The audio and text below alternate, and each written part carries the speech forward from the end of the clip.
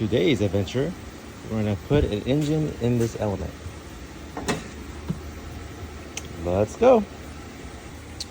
Disconnect the battery first. Remove the PCM.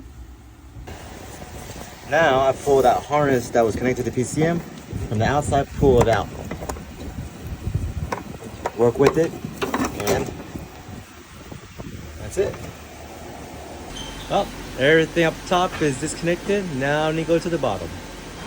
Now I gotta remove the exhaust, dry shaft, axles, and then move the subframe out too as well. And disconnect the rear engine mount and the front engine mount. Got the subframe down, the axles off, the dry shaft off. Now I need to take the 8 10mm bolts off the torque converter, so I'll have to worry about later when I separate the transmission from the engine. And then once I get that done, then I'll take the exhaust off last, and then move my jack stand and everything out of the way and get a platform so I can rest on.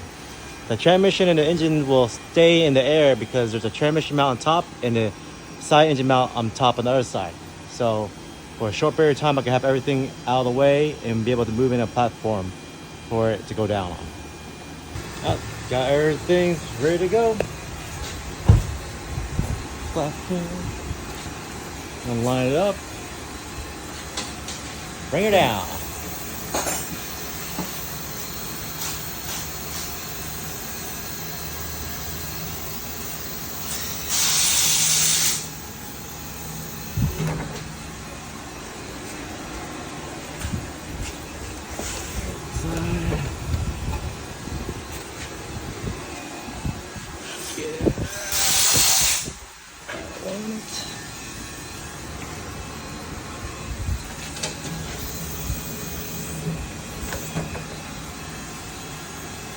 Now I got everything on the platform. Gotta take the side engine mount off, so the 17's two of them are there. And then the transmission up there, those 3 bolts.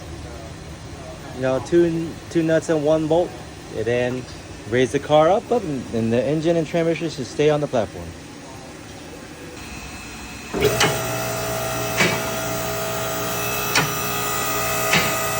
Up we go!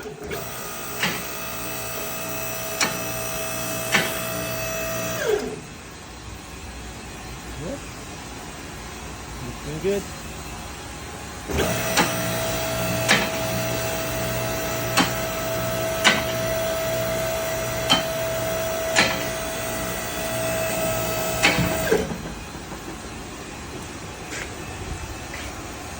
There it is.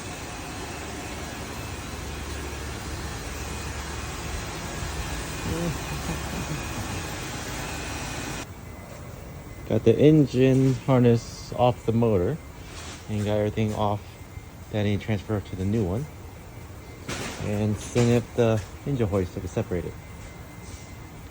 Got it separated. Out with the old, in with the new. Got the used Japanese engine in, and I got everything transferred over, and now I'll put everything back together. Here's my pile. All done. Engine installed, everything put together. Yep, running good. Already test drove it.